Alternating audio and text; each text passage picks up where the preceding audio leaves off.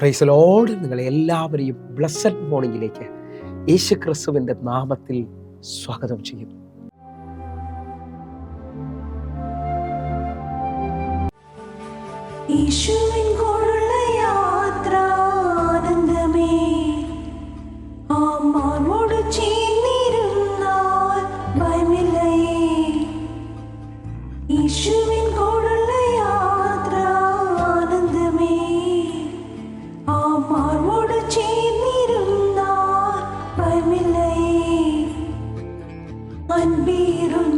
കൈകളാൽ അത്ഭുതമായി നടത്തിടും മാധുര്യമേറും മൊഴികളാൽ തൻ സ്നേഹം എന്നോട് പങ്കുവയ്ക്കും. ഒറ്റയ്ക്കു വിടുകയില്ല, മടുത്തു മാറുകയില്ല. ഒറ്റയ്ക്കു വിടുകയില്ല, മടുത്തു മാറുകയില്ല. അന്ത്യം വരെ ആ ചുടുമതി യേശുവിൻ്റെ കൂടെ മതി. അന്ത്യം വരെ ആ ചുടുമതി യേശുവിൻ്റെ കൂടെ മതി.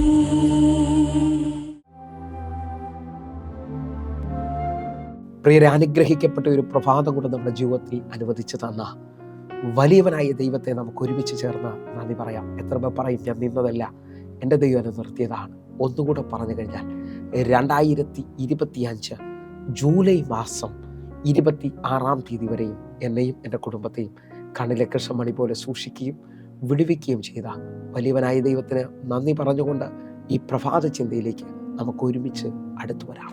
നമ്മെ വേലുകെട്ടി സൂക്ഷിക്കുന്ന ദൈവം.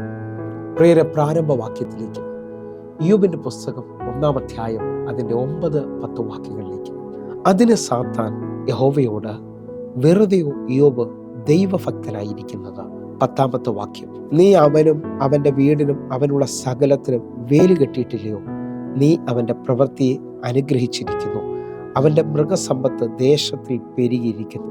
പ്രിയരെ, ഈ പ്രഭാതത്തിൽ ദൈവം നമ്മോട് ഇടപെട്ട അനുഗ്രഹിക്കപ്പെട്ട ദൈവത്തിൻ്റെ വചനത്തിനായി നമുക്ക് ഒരുമിച്ച് ചേർന്ന് ദൈവത്തിന് നന്ദി പറയാം. ഈ പ്രഭാതത്തിൽ നാം ചിന്തിക്കുന്നത് നമ്മെ വേലുകെട്ടി സൂക്ഷിക്കുന്ന ദൈവത്തെക്കുറിച്ചാണ്.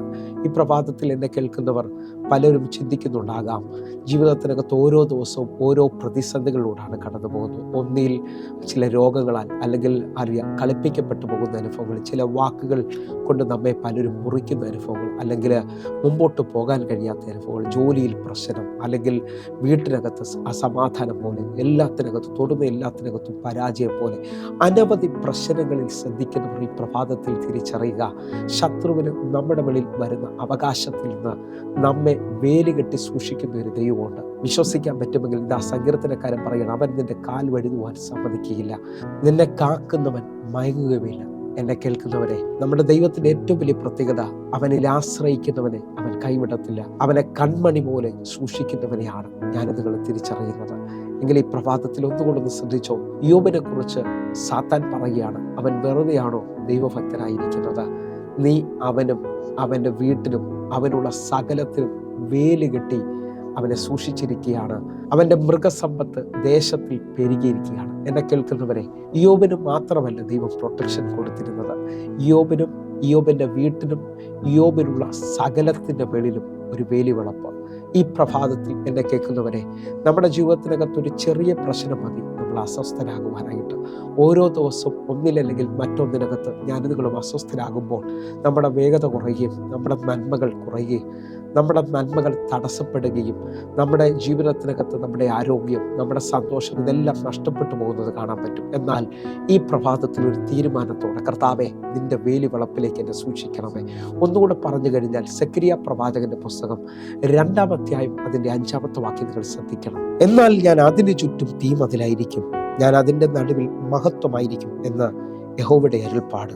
നിങ്ങൾ ശ്രദ്ധിക്കണമേ, നാം വായിച്ചു കേട്ട വാക്യത്തിനകത്ത് അതിന് ചുറ്റും ഞാൻ തീമതിലായിരിക്കും, അതിൻ്റെ നടുവിൽ മഹത്വമായിരിക്കും. നിങ്ങൾ വിശ്വസിക്കാൻ പറ്റുമെങ്കിൽ ഈ പ്രഭാതം മുതൽ നിങ്ങൾക്കുള്ള സകലത്തിനകത്തും ദൈവത്തിൻ്റെ തീ അതിൽ വെളിപ്പെട്ട് വരാൻ പോകുകയാണ്. ആശ്രയിക്കാൻ പറ്റുന്നുണ്ട്. കർത്താവ്, ഈ വചനം എൻ്റെ വെളിയിൽ വെളിപ്പെട്ട് വരണം.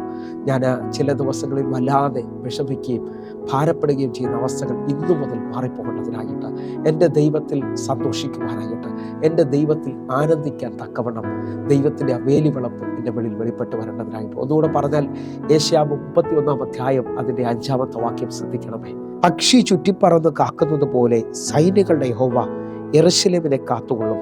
അവൻ അതിനെ കാത്തുരക്ഷിക്കും, നശിപ്പിക്കാതെ അതിനെ പരിപാലിക്കും. എന്നെ കേൾക്കുന്നവരെ, ദൈവത്തിൻ്റെ ഏറ്റവും വലിയ പ്രത്യേകതയാണ് പക്ഷി ചുറ്റിപ്പറന്ന് കാക്കുന്നത് പോലെ ഇതാ യെരൂശലേമിനെ കാക്കുന്ന ഒരു ദൈവത്തെ കാണാൻ കഴിയും. ഇന്നു മുതൽ ഞാൻ പാർക്കുന്ന സ്ഥലത്ത് അനർത്ഥങ്ങൾ വരാത്ത രീതിയിൽ പക്ഷി ചുറ്റിപ്പറന്ന് കാക്കുന്നത് പോലെ എൻ്റെ ദൈവം കാക്കാൻ പോകുകയാണ്. അതിനെ കാത്ത് രക്ഷിക്കുമെന്നും അതിനെ പരിപാലിക്കുമെന്നുള്ള വചനം ഞങ്ങൾ ഒരുമിച്ച് ഈ പ്രഭാതത്തിൽ സ്വീകരിക്കുകയാണ്. കർത്താവെ, ഞങ്ങളുടെ ജീവിതത്തിൽ ഇന്നു മുതൽ ഒരു ദൈവിക സമാധാനം നിലനിൽക്കേണ്ടതിനായിട്ട്, ദൈവിക സന്തോഷം നിലനിൽക്കേണ്ടതിനായിട്ട് എത്ര പേർ ആഗ്രഹിക്കുകയും പ്രാർത്ഥിക്കുകയും ചെയ്യുന്നുണ്ട്. പഴയ നിയമത്തിൽ നിങ്ങൾ നോക്കിയാൽ അറിയും, ഇസ്രായേൽ മക്കളുടെ പുറപ്പാടിന് മുമ്പായിട്ട് അവർ ഒരു ആട്ടിൻകുട്ടിയെ അറക്കുകയും അതിൻ്റെ രക്തമെടുത്ത് തങ്ങൾ പാർക്കുന്ന വീട്ടിൽ അടയാളമായി രക്തത്തിൻ്റെ അടയാളം തളിക്കപ്പെടുകയും ചെയ്തത് കാണാൻ കഴിയും. അന്ന് രാത്രിയിൽ ആ രക്തത്തിൻ്റെ അടയാളം സംഹാരകരിൽ നിന്ന് അവർ രക്ഷിക്കുന്നത് കാണാൻ പറ്റും. ഇത് പഴയ നിയമത്തിൻ്റെ തെളിവാണെങ്കിൽ പുതിയ നിയമത്തിലെ വിശ്വാസികൾ ഒരുമിച്ച് എൻ്റെ കൂടെ ചേർന്ന് പറയണം, യേശുവിൻ്റെ രക്തം എനിക്ക് കാവലാണ്, യേശുവിൻ്റെ രക്തം എന്നെ പ്രൊട്ടക്ട് ചെയ്യുന്നതാണ്, യേശുവിൻ്റെ രക്തത്തിന് വലിയ ശക്തിയുണ്ട്. വിശ്വസിക്കാൻ പറ്റുമെങ്കിൽ നിങ്ങളുടെ ജീവിതത്തിനകത്ത് ഇന്നു മുതൽ നിങ്ങൾ യേശുവിൻ്റെ രക്തത്തിൻ്റെ മറവിനായി, യേശുവിൻ്റെ രക്തത്തിൻ്റെ നീതീകരണത്തിനായി, യേശുവിൻ്റെ രക്തത്തിൻ്റെ കഴുകലിനായി, ശത്രുവിനെ അടുക്കാതെ വണ്ണം യേശുവിൻ്റെ രക്തത്തിൻ്റെ പ്രൊട്ടക്ഷനായി നിങ്ങൾ പ്രാർത്ഥിക്കാൻ തുടങ്ങണം. കാരണം ഹാബേലിൻ്റെ രക്തത്തെക്കാൾ ഗുണകരമായി സംസാരിക്കുന്ന പുണ്യ രക്തത്തിൻ്റെ അടുക്കലാണ് നിങ്ങൾ നിൽക്കുന്നത്. നിങ്ങൾ തിരിച്ചറിയാൻ പറ്റുമെങ്കിൽ ഈ പ്രഭാതം മുതൽ നിങ്ങൾ യേശുവിൻ്റെ രക്തം പറഞ്ഞു പ്രാർത്ഥിക്കുന്നുണ്ടെങ്കിൽ നിങ്ങൾക്ക് വേണ്ടി ആ വിശുദ്ധ രക്തം സംസാരിക്കാൻ തുടങ്ങും. ഒന്നുകൂടെ നിങ്ങൾ ശ്രദ്ധിച്ചാൽ പ്രൊട്ടക്ഷൻ്റെ ആഴം നമുക്ക് മനസ്സിലാകും. നമ്മെ ദൈവം എങ്ങനെയാണ് പ്രൊട്ടക്ട് ചെയ്യുന്നതെന്നുള്ളത്. 91 സങ്കീർത്തനം 1 മുതൽ 4 വരെയുള്ള വാക്യങ്ങൾ നമുക്ക് ഒരുമിച്ചൊന്ന് ശ്രദ്ധിക്കാം. അത്യുന്നതന്റെ മറവിൽ വസിക്കുകയും സർവശക്തന്റെ മേലിൽ പാർക്കുകയും ചെയ്യുന്നവൻ.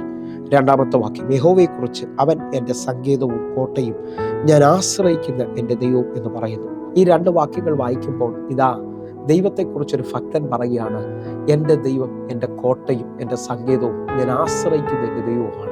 നിങ്ങൾ വിശ്വസിക്കാൻ പറ്റുമെങ്കിൽ ഈ പ്രഭാതം മുതൽ പറയണം, എൻ്റെ ദൈവം എൻ്റെ സങ്കേതമാണ്, എന്നെ മറയ്ക്കുന്നവനാണ്, എൻ്റെ കോട്ടയാണ് അവൻ.